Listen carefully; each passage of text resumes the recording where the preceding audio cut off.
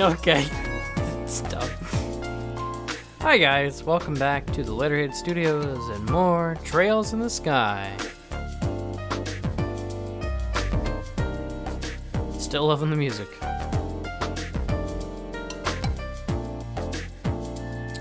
At Joshua's insistence, we're gonna drop by the guild.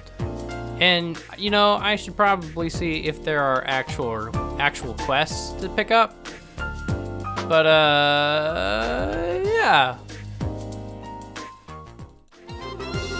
Good morning. That was some day yesterday, wasn't it? When you're ready, I'd like your full report on it. Business as usual, Kilika? I've heard that basics from the factory chief already, but I'd like to expand that account with some first-hand details. Well, I see. So the ornament was sent to Cassius in secret was in fact something dangerous. The guild is very interested in these developments. We need to continue working with Professor Russell for the present. We thought you'd say that. When we have more information, we'll contact you immediately. Okay. What a day yesterday was. We're getting complaints from the citizens all morning. Wow, that's rough. It's not like it was your fault or anything. We're very sorry, sir. We didn't mean to cause... No. Don't apologize. These kinds of things happen when you're doing science. It happens a little bit more around Professor Russell's side. Speaking of the professor, has he come in today? Oh yes, he came in very early this morning, all fired up about something. He probably needs some assistance, so go on up to his workshop and see him. It's on the third floor. The third floor. Let's go then. I've got a bad feeling about this. By the way, Tita. Sir? Please don't get the professor too excited. If we have a repeat of yesterday, we won't be able to do anything for a while. I understand, sir. I'll be careful.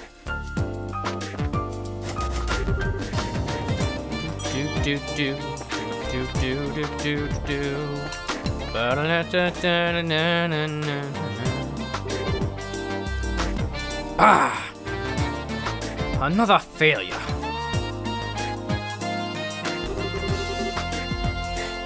Grandpa, we came to see if we could help. Ah, hello, Tita. And you two are here as well, I see. What can I say? We were worried. So what are you working on? Well, as you can see, I'm trying to cut into the black orbit. But it hasn't been going very well. What seems to be the problem? Perhaps a demonstration is in order. And click. Whoa, what's that thing? It's a circular saw. It's made of a special alloy that can cut through basically anything. That ought to do it then.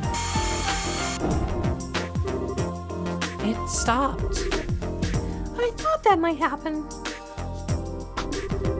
It's on a smaller scale, but it's the same phenomenon as yesterday. It seems like the black orbment is blocking the functionality of other orbments, interfering with them in some way. And I doubt it was solely made for the purpose of killing the lights. Yeah. But Grandpa, doesn't the effect spread like it did last night? Yes, good thinking. This interference with nearby orbit seems to spread out, moving from orbit to orbit, like chain lightning. I put the range at about 5. But if there are no orbits powered on within that range, well then, that's where the effect stops. I see. That makes sense. However, even with that knowledge, there's no way to know why it causes machines to simply stop without getting a look inside it. It's very troubling. Is there a way to destroy the thing? Maybe with a good scream and a really hard whack? Don't be ridiculous. Didn't you see the big saw do exactly nothing to it just a moment ago? Well, yeah. Anyone thought of trying fire? Maybe it'd melt down in a blast furnace or something. If we did that, the insides would melt too. Oh, yeah. Well, it was worth a shot. Actually, it might work. Really? You know a way to burn it open? Oh, that's not what I meant. Orbital power. That which drives orbments to work can't be used for this problem. We'll have to find a way that doesn't rely on any orbital energy. Is there even such a thing? The combustion engine. It's a device that burns fuel to generate energy. The idea has been around for a long time, but it's very inefficient when compared to orbital engines. However, all you need to work on them is standard tools. Neat. I get it. Fire's the key. I'm certain that there's one under study in this central factory workshop. Oh, you'll need to get fuel as well. Like oil or something? No, it's called gasoline. It's extremely flammable. There's likely a tank or canister of it stored in reserve. Yes, it should do the job. I'll start getting the tools ready. Is there anything we can do? I mean, I can't do anything super technical like Tita can. Well, you could go and get the engine and gasoline. It's going to be heavy, but you bracers should be strong enough to move it. Okay, leave it to us. So, where would we find these? Let's see. Don't tell me that you've forgotten. I've forgotten. He said not to say that. Estelle, if you look in the operations room, you could probably find them. What the heck is an operations room? It's a room with a bunch of orbital computers. It's on the 5th floor. We store all kind of information there for safekeeping. Wow, I didn't even know there was such a place. Then I leave it in your capable hands. Making coffee, fetching stuff. Well played, old man. Well played. Oh well, let's go find this operations room thingy. To the 5th floor then.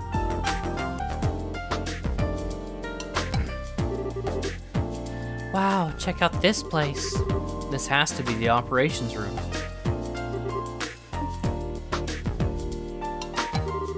I haven't seen you before, so you mind telling me what business you have in here? My name's Travis, Senior Engineer and Supervisor. Nice to meet you. We're with the Bracer Guild. We're here at the request of Professor Russell, so if... Professor Russell? He's not in trouble again, is he? Again, you truly don't have much faith in him, do you? No, I mean, I realize that he's a genius. He was the one who has developed the capital unit, after all. But even being acquainted with him results in no end of trouble. Tita, on the other hand, is an incredibly sweet girl. Just an all-around good kid. Yeah, I get what you mean. But I don't think we have time to stand around talking in this case. We need to find where the central factory stores its equipment. Oh, is that what this is about? In that case, go right ahead. I'll show you how it works. This cylindrical device is a type of computer. It's called the Capel. These days, they mostly get used to assist in airship navigation. But this one is equipped for the fastest, general-purpose data processing in the world. It can be used for anything, from calculating material density to information retrieval. Now, for information retrieval, you have to use this front panel to select that mode. That will send the signal through the wiring and allow you to access the memory orbment. There's a quartz inside that trains a rapid light pulse on it, you'll see. Then it simply extracts the data you want. So I trust you know how it works now. Yep, no sweat. I'm impressed, Estelle. You're way better with modern technology than I am. Okay, so I lied. All that stuff went completely over my head. Well, here's the setup. You change the mode with this panel. I'm sure you'll figure it out in no time. Great. No, I don't want to know. Looks like you found what you were looking for. It's like a magic box or something. Orbital computers are really something. As I understand it, Professor Russell's teacher, Professor Epstein, was responsible for the original concept. But it was Professor Russell's talent that made an idea into reality. If only his presence of mind were on par with his intelligence. Well, Ideos isn't one to bestow two blessings on one person. By the way, where can we find the guy who has one of those combustion engine thingies? The maintenance chief, right? Where is he? He's currently overseeing the airfield, so you'll have to go there to speak to him. Also, the gasoline is likely in Orbment Manufacturing in the basement. Talk to the staff there. I'm sure they'll be happy to get it for you. Storage. Cool.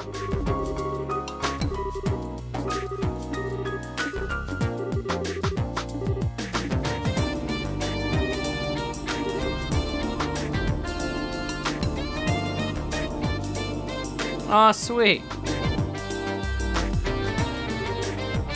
Is this gasoline? So that's what sending is.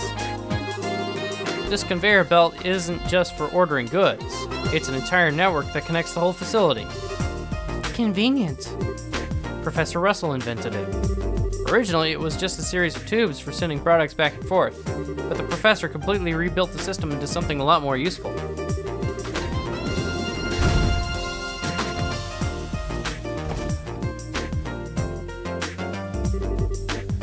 An orange airship.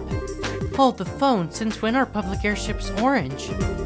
No, that doesn't look like a regular public airship. The shape is wrong, and it's got work arms all over it.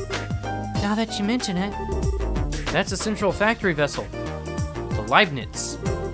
It's the same model as the public transports, but it's had several modifications. It's used for large-scale maintenance and transport. a flying factory? Then the maintenance chief is on that airship. Now's your chance. You need to talk with him, right? We do, thanks a lot. What do you want? The Leibniz is a mountain of parts stored in her. It's dangerous, so stand clear. Actually, we're looking for someone. Is there a maintenance chief by the name of Gustav on this ship? What do you want with me? Oh, well, that's convenient. Ah, you're running errands for Russell, are you? But the combustion engine, huh? Well, you've got good time. I'll give you that. Huh? Hang on a second.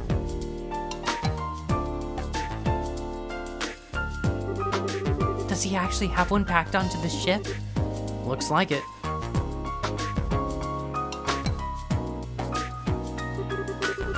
Here you go. It's a heavy beast, though, so be careful. Wow, you weren't kidding.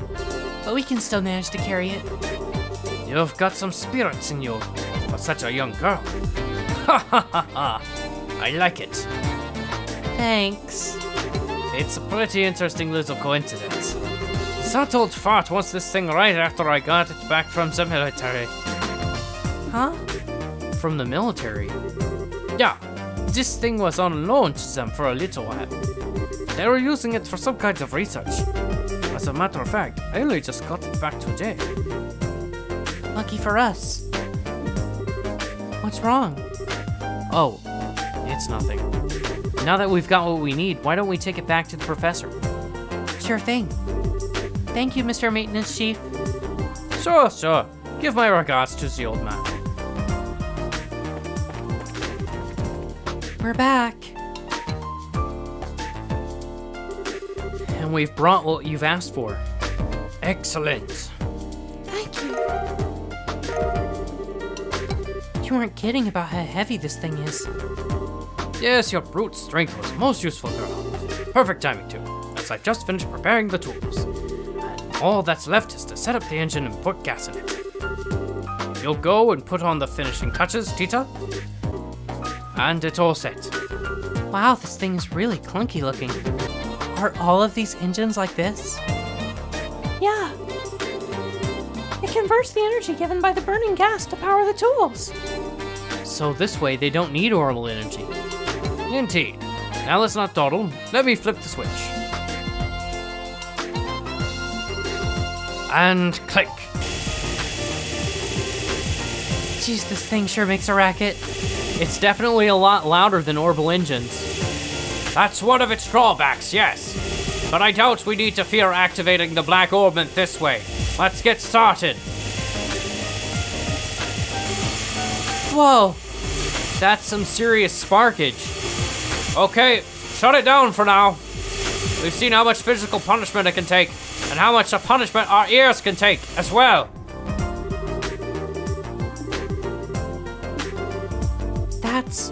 That's it? That's incredible, and with the special alloy saw too. Whatever it's made of, it's tougher than anything I've ever seen. But if we keep at it, I believe this would work. We're going to go through quite a few saw blades, though. So it's going to be a real test of patience then.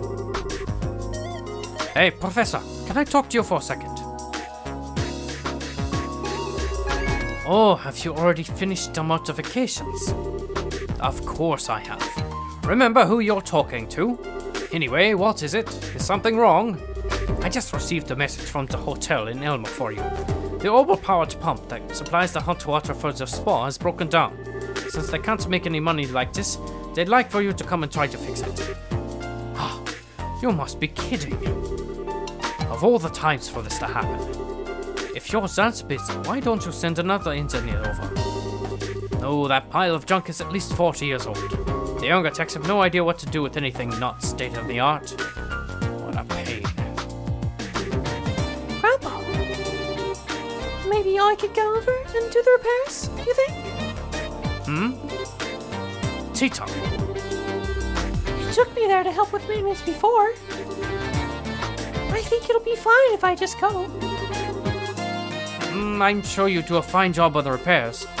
That's not what concerns me. Agreed, there are monsters on the road. But we can't just leave Mrs. Mao like this. If that's the problem, why don't you let us handle this? Huh? It's a bracer's duty to ensure the safety of Liberal's roadways. Therefore, seeing that Tita arrives at her destination safely is our responsibility. Well, that's another story. If you're all with her, then we don't need to worry. All right then, thank you. Are you sure this is okay? Don't worry about it. Kids shouldn't sweat the details so much. If you're ready, then let's go. Thank you. Thank you both. Okay, Grandpa and Mr. Murdoch. We'll be back soon. Take care, dear. Be careful out there. All right. So, Elmo, sounds kind of fun.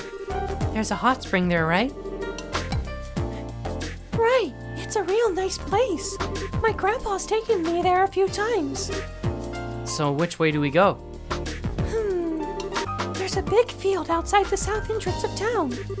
You just follow that road due south to get there. Got it. Due south from the south entrance. Well then, let's go. Okay, guys. All right. I think it's time to it's time to throw in the towel and call this the end of the episode. I'm gonna go in here to the Bracer Guild, and I'm gonna look at all these wonderful new quests that are available for me. I think I'll try and do as much of them as I possibly can off screen, and then continue the main story in our next episode. So until then, stay tuned.